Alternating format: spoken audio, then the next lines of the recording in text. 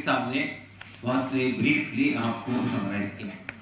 देखिए, हम लोग बहुत साफ तौर पे बात कहना चाहते हैं कि ये बिल जो पार्लियामेंट में आज पेश किया जा रहा है ये डिस्क्रिमिनेटरी है, ये जो है कम्युनली मोटिवेटेड है और ये जो है मुसलमानों के जो बुनियादी हुकूक हैं दस्तूर में, कॉन्स्टिट्यूशन में, संविधान में, उससे महरूम करने की कोशिश है। ये बिल बीजेपी के कम्युनल एजेंडे के मुताबिक है और इस पर जेपीसी के जो हवाले किया गया था, जो एतराज़ात, जो आपत्तियां पार्लियामेंट में बिल पेश करते वक्त जताई गई थी, उसको एड्रेस करने के लिए इसे जेपीसी के हवाले किया गया था। जेपीसी ने 5-6 महीने तक इस पर बात की।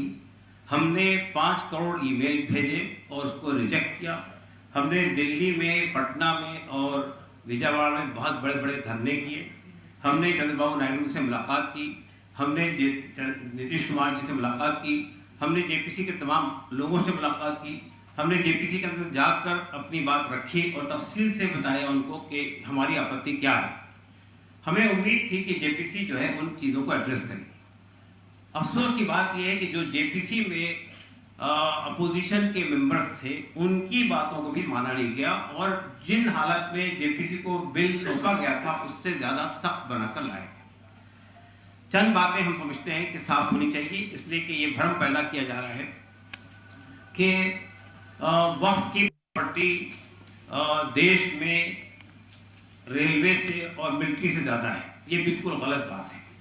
दूसरी बात ये कि ये बात पैदा की जा रही है कि जहां वक्फ बोर्ड हाथ रख देता है वो प्रॉपर्टी वक्फ की हो जाती है।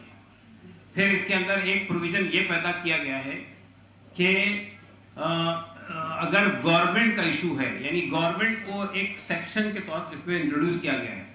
सेंट्रल गवर्नमेंट भी हो सकती है, स्टेट गवर्नमेंट भी हो सकती है, म्यूनिसिपल कॉर्पोरेशन भी हो सकती है, सेमी ऑटोनोमस बॉडी भी हो सकती है। अगर उनका कोई डिस्प्यूट है तो वो डिस्प्यूट वक्फ बोर्ड नहीं तय करेगा बल्कि कलेक्टर या डीएम तय करेगा। अब आपने ये डीएम को रिप्लेस करके डिजिग्नेटेड ऑफिसर की बात की है। इट मींस गवर्नमेंट का ऑफिसर तय करेगा।